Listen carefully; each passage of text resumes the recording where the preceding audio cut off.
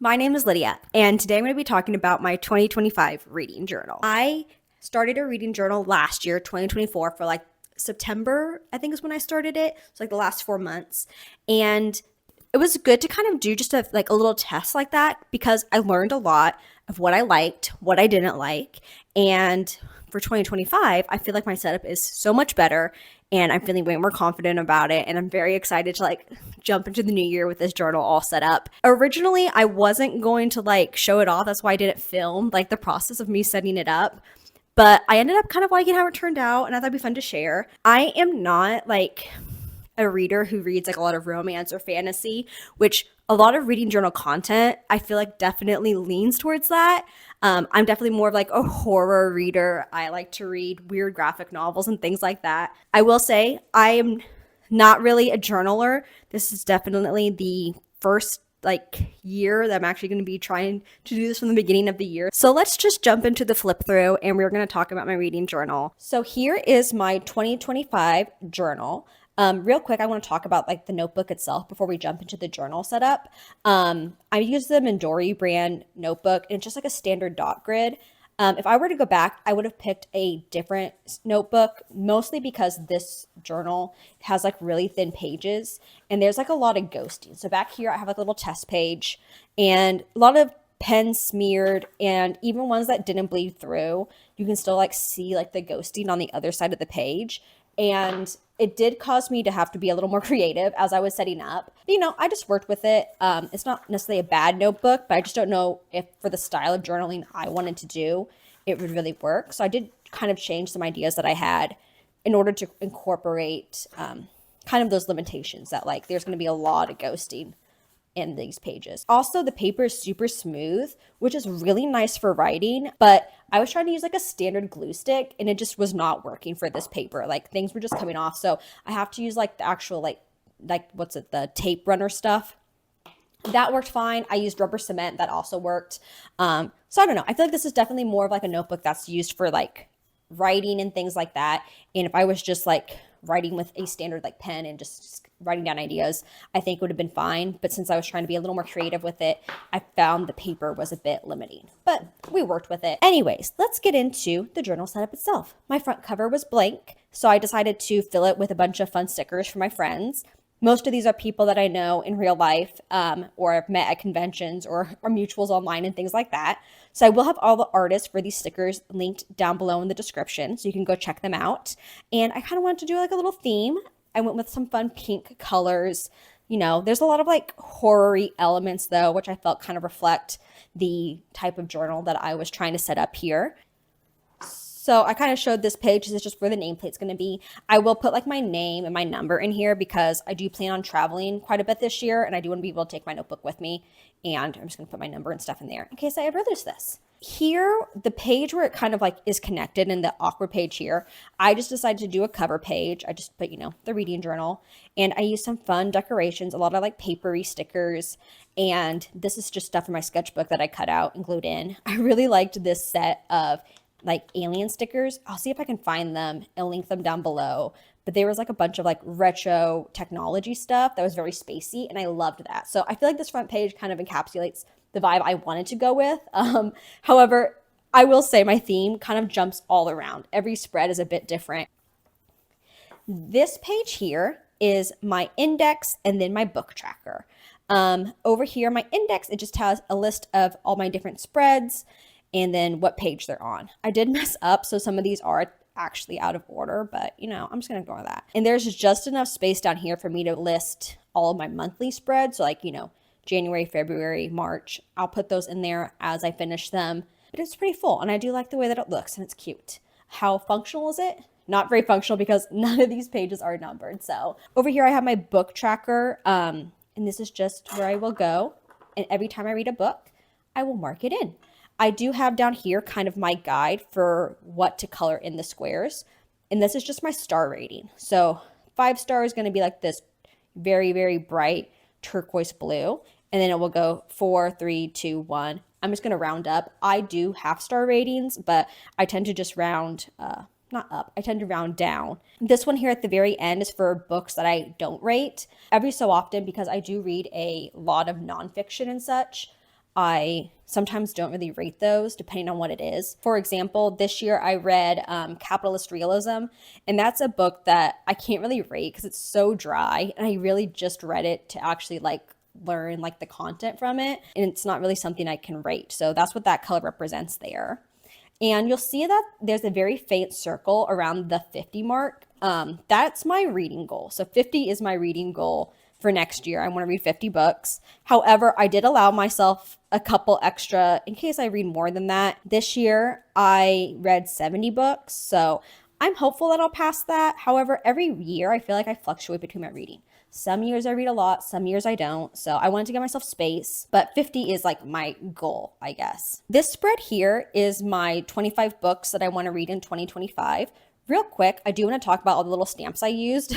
Obviously, I'm not the best stamper. You can see tons of ghosting, but these stamps are actually ones that I made. So it was a font that I found online, and then I actually had some laserable rubber that I engraved and cut out on a laser engraver. So it's not like anything I bought. These are just an actual one that I made. So the 25 books I want to read in 2025, this was kind of a fun spread to spread out. A lot of the pages kind of faded because this is the page I used the rubber cement on.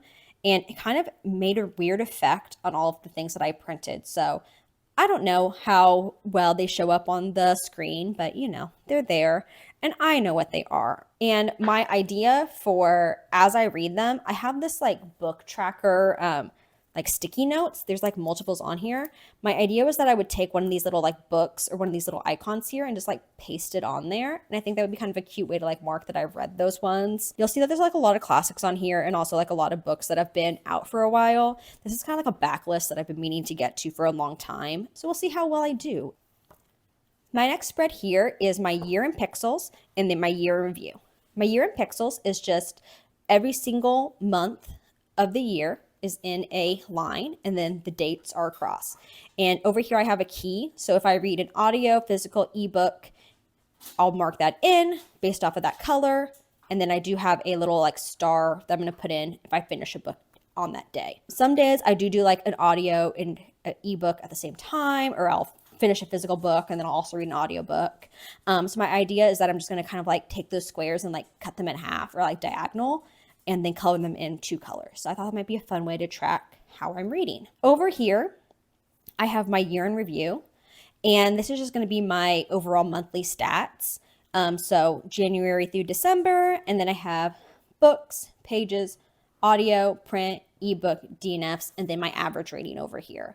I plan to pull most of this from my story graph and then just kind of input in the things.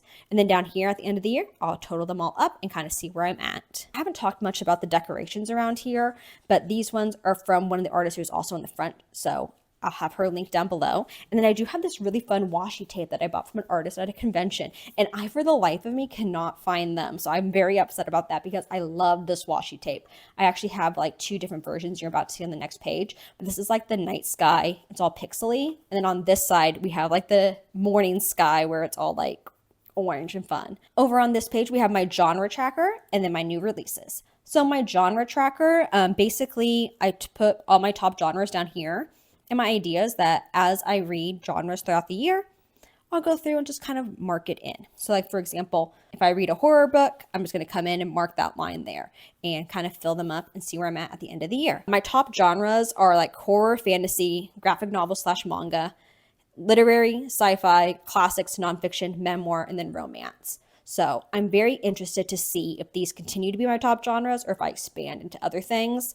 I am not a huge romance reader, and when I do read romance, it tends to also be a graphic novel. So I do like the idea of being able to, like, if it's a romance graphic novel, put a little like line on both of them. Over on this side, I have my new releases that I'm kind of looking forward to in 2025. You'll see that there's a lot, so I don't know if I'm going to get to all of these, but basically I have the title, the release date, and then I have a little like checkbox so I can like mark off if I've got it placed on hold or pre-ordered. I really don't order or buy a lot of books, so usually the little X just means that I've actually placed it on hold at my library. So even though these ones aren't out yet, a lot of times the library will have it showing up as like on order, so I can go ahead and place it on hold and get on that wait list. So when they do get it in, I am in line for it. The only one that doesn't have a current release date is Heartstopper Volume 6.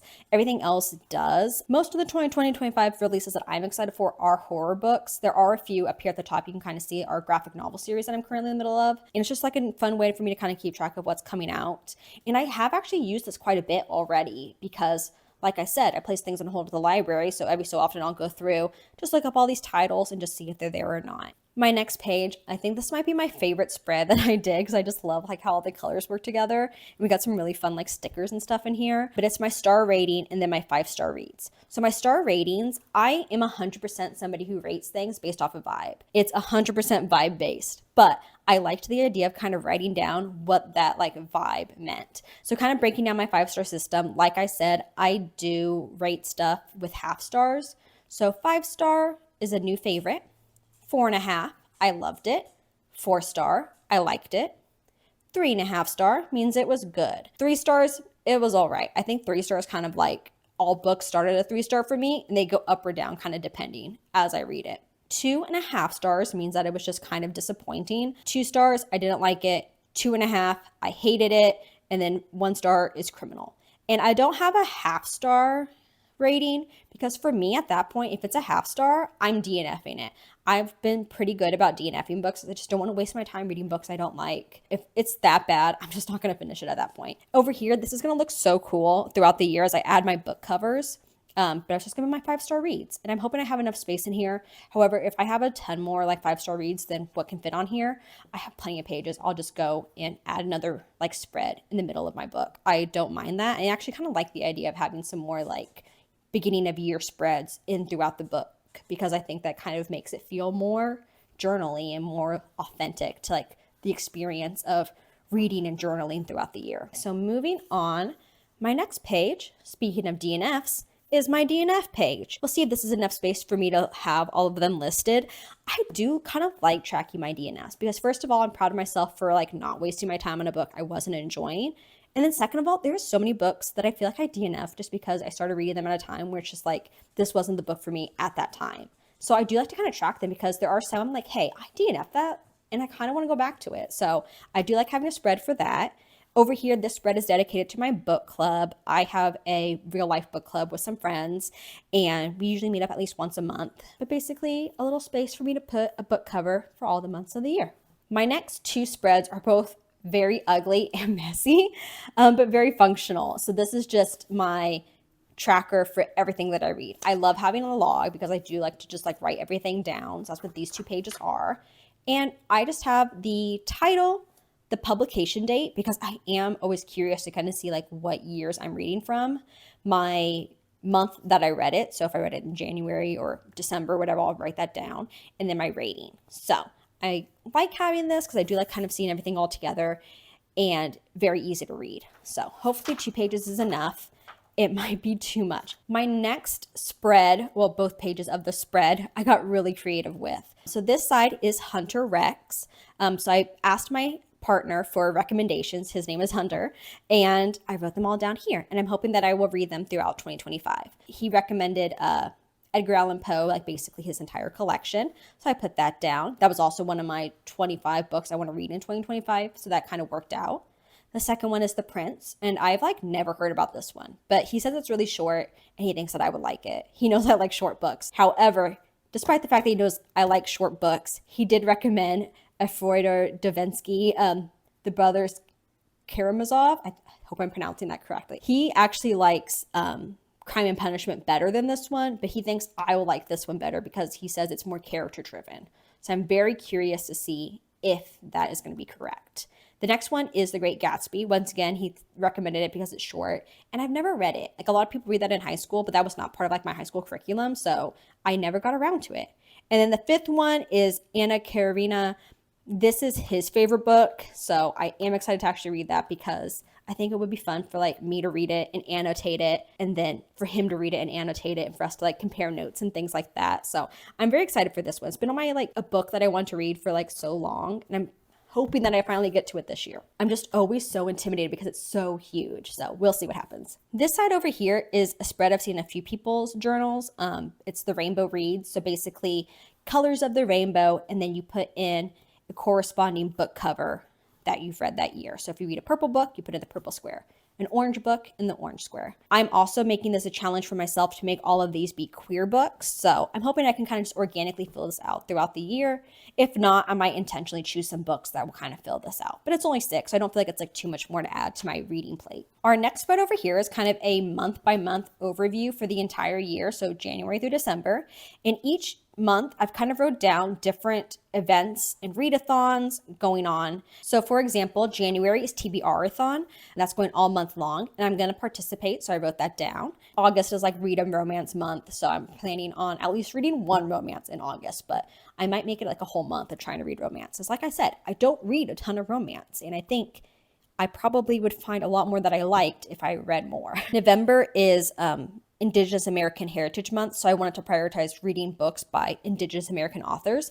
It's also Trans Week of Visibility. It falls in the middle of November, so I thought it'd be fun to try to read books by trans authors during that week. So just kind of things like that throughout the year. I'll probably fill it up. There's obviously like July and December, I don't really have anything yet, but as readathons are announced and things like that, I'll probably jump in and fill this out more. I always tend to read a lot of like horror and watch a lot of horror in October, so October's just going to be my horror spooky marathon. Speaking of horror, my next spread are dedicated to 2 horror authors, Shirley Jackson and then Junji Ito. They are both like horror authors I've really enjoyed their works from. So Shirley Jackson, I've read Haunting of Hill House and We Have Always Lived in the Castle, and I really want to get to like the rest of like her backlog of work. This spread is like, I want to get to her work and I'm hoping to read them all in 2025. We'll see how well I do. Junji Ito is another author who I finally got around to reading some of his work last year, and I really enjoyed it. So once again, his entire backlog here, I'm hoping to get to at least most of it. If you are looking for like some really like spooky graphic novels, Junji Ito is where it's at. And once again, I'm going to use my like book tracker, like little stickers to kind of put on as I finish them. And we'll see how well I do. But I've just loved the idea of like prioritizing like 2 different authors and wanting to read their backlist. My next spread, these are both very empty, but I'm hoping that they get filled up more throughout the year. So over here is my series tracker. I'm not someone who reads a lot of series, and I always like to like read the first one of a series before I decide if I'm going to go on with it. So right now, Noragami and Witch Hat Atelier are 2 manga series that I know I want to get to in 2025. So I have basically spaces for me to mark off as I read them throughout the year. And as I read more series, I'm going to fill this out more. I need to add 6 of Crows because I do want to read Crook Kingdom. I was hoping to get to that this year, but I haven't gotten to it. So I need to add that as a line in my series tracker. But other than that, I don't think I have any ongoing series that I'm not up to date on. So we'll see. As I go through 2025, I'm hoping to add more. But I'm just not a huge series reader. I tend to really like one-offs, or I'll read the first in a series and be like, I'm good. I don't need to keep going on with this. So we'll see how this one goes. Over here is my top book matrix. I didn't want to do a book bracket, mostly because some months I have really bad reading months. And I don't always read a book every month. I have really bad blocks every so often. So I liked the idea of having like a non-month specific and having room for 14 books because I really hope that I have lots of favorites. But basically, I'm going to assign for each number a book and then kind of match them up and compare them and see which number gets the most points by the end. I've seen a couple of different people do this and I really liked this more than the book bracket, so I'll see how this one goes. I might wait to the end of the year to fill it out, but if I know a book is a favorite, like this is a new favorite, a 5-star, 100%, I'll go ahead and fill them out kind of throughout the year. It will just kind of depend. And my last spread is my bookshelfie, and it is very, very empty, mostly because I wasn't sure how many books I wanted to put on here, and I didn't want it to look too empty or to have books that weren't colored in. So I kind of liked the idea that throughout the year I would draw in my books. So that way I can kind of stagger them throughout. And if I end up having a really like light reading year and I don't fill up the page, I can put some more of like these little fun trinkets in here. Obviously I went for like a very funky shaped bookshelf. I kind of projected the fact that I want a fun shaped bookshelf and I don't have one. So I made one in my journal. I also cannot keep a plant alive for the life of me, so I wanted to include one in my journal as well. I'm not sure if I'm going to have like the colors mean anything. I was probably just going to stick to like this color palette and just kind of draw what looks good in my opinion. we shall see. And I think that is the end of my journal. You can kind of see I'm already thinking of my plans for my January setup on the next page. So if that is something that you would like to see me set up my January like monthly spread, let me know. Like I said, I am doing TBR-a-thon, so I would include some stuff from that in there. And that is my 2025 reading journal. I hope you guys enjoyed. I had a lot of fun setting this up. I know it's not perfect, but I think it turned out really cute. Let me know if you have any questions about any of the spreads or any of the materials that I used. I hope everybody has a great new year. I'm very excited to jump into 2025 and find lots of new books that I really enjoyed reading. If you're interested in seeing more like monthly setups for this reading journal, please let me know. I would love to share more of it, but I also don't know how confident I am filming and recording these things because I tend to be very messy when I'm planning all these things out. But if it's something you're interested in seeing, I would totally love to share that with you.